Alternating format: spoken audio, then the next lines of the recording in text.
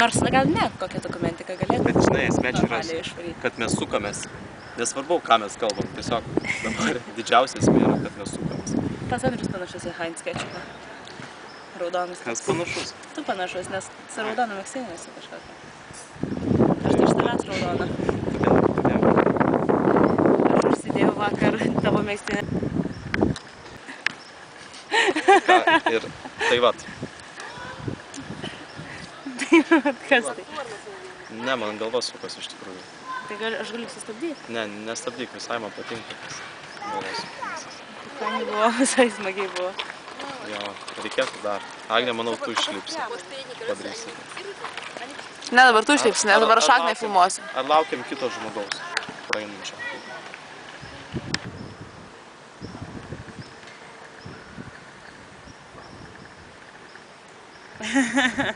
Bet ten nusprendė tylos streiką. Man čia reikia kažką pagarbt scenarijų kokį kalbėti? Jo, atsimint scenarijus, apie kurį kalbėjom.